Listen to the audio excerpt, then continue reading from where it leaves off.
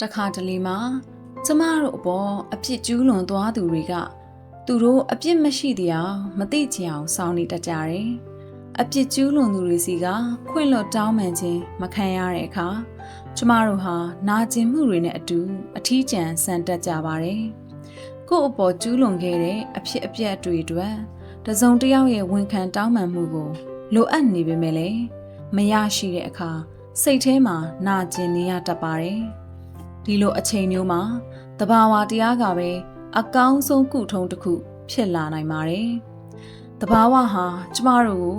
ဒဏ်ရာတွေကိုပြန်လည်ကုစားပေးနိုင်တဲ့စွမ်းအားတွေနဲ့ပြည့်နှက်နေပါတယ်။တောင်တက်ခြင်းပင်လယ်ကမ်းခြေမှာလမ်းလျှောက်ခြင်းတောအုပ်ထဲမှာအချိန်ဖြုံးခြင်းစတာတွေဟာစိတ်ကိုပြေလျော်စေပြီးအတွေးတွေကိုရှင်းလင်းစေပါတယ်။လေတိုက်နေတဲ့အတန်ငှက်တွေရဲ့တွေးသံလှိုင်းပုတ်တံတွေဟာကျမတို့ရဲ့စိတ်ကိုငြိမ်းအေးစေပါတယ်။တဘာဝထဲမှာနေထိုင်ခြင်းဟာကိုပြန်လည်ရှာဖွေဖို့အခွင့်အရေးတစ်ခုလည်းဖြစ်ပါတယ်။ပတ်ဝန်းကျင်ကအလှတရားတွေကိုခံစားနေရင်ကိုယ့်ရဲ့နာကျင်မှုတွေကိုယာယီမေ့ထားနိုင်ပါတယ်။တစ်ပင်တွေရဲ့တဘာဝအတိုင်းရှင်သန်ကြီးထွားနေပုံကိုကြည့်ရင်အချိန်တန်ရင်အနာကျင်ဆုံးဒဏ်ရာတွေတောင်ပျောက်ကင်းသွားလိမ့်မယ်ဆိုတာကိုသိရှိလာနိုင်ပါတယ်။စိတ်ဒဏ်ရာတွေကိုတဘာဝကကုသပေးနိုင်တဲ့နည်းလမ်းများတိတ်ဆိတ်ခြင်းကိုရှာဖွေပါမျိုးပြရဲ့စူညံတန်တွေနဲ့ကင်းကွာပြီးတိတ်ဆိတ်တဲ့တဘာဝနေရာတစ်ခုကိုသွားပါတစ်ပင်တွေကြားတောင်တန်းတွေပေါ်ဒါမှမဟုတ်ပင်လယ်ကမ်းခြေမှာတိတ်ဆိတ်စွာအချိန်ပေးပါအဲ့ဒီတိတ်ဆိတ်မှုတွေကနေပြီး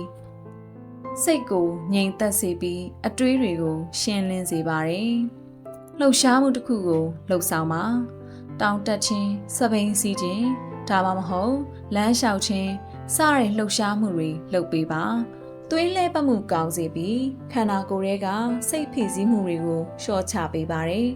တဘာဝနဲ့ထိတွေ့ရင်ရရှိလာတဲ့လမ်းဆန်းမှုကစိတ်ပိုင်းဆိုင်ရာအားရင်တွေပြန်လည်ဖြည့်တင်းပေးနိုင်ပါတယ်အလှတရားတွေကိုခံစားပါနေဝင်စည်းစာကိုကြည်ပါပန်းပွင့်လေးတွေရဲ့အယောင်အသွေးကိုတတိထားမိအောင်ကြည်ပါတိမ်တွေရဲ့ပုံစံမျိုးစုံကိုလေ့လာပါတဘာဝရဲ့အလှတရားတွေကိုအာယုံစိုက်လိုက်တဲ့အခါစိတ်ထဲကနာကျင်မှုတွေကနေအာယုံလွှဲနိုင်ပါတယ်တကယ်တော့တဘာဝဟာကျမတို့ကိုမင်းတယောက်တည်းမဟုတ်ဘူးဆိုတဲ့ခံစားချက်ကိုပေးပါတယ်ကဘာကြီးမှာကိုဟာတစိတ်တစ်ပိုင်းဖြစ်တယ်ဆိုတာကိုသိရှိလာပြီးကိုယ့်ရဲ့နာကျင်မှုတွေဟာလည်းဒီကဘာကြီးရဲ့ကြီးမားတဲ့တန်တရားထဲကအစိတ်အပိုင်းတစ်ခုဖြစ်တယ်ဆိုတာကိုလက်ခံလာနိုင်ပါတယ်။ဒါကြောင့်တောင်းပန်ခြင်းမခံရတဲ့စိတ်ဒဏ်ရာတွေအတွက်အကောင်းဆုံးကုထုံးကတော့တဘာဝကိုယုံကြည်ပြီးသူ့စီကနေအားရင်တွေပြန်ယူဖို့ပဲဖြစ်ပါတယ်။ကျမတို့နောက်နေ့မှာပြန်တွေ့ပါမယ်နော်။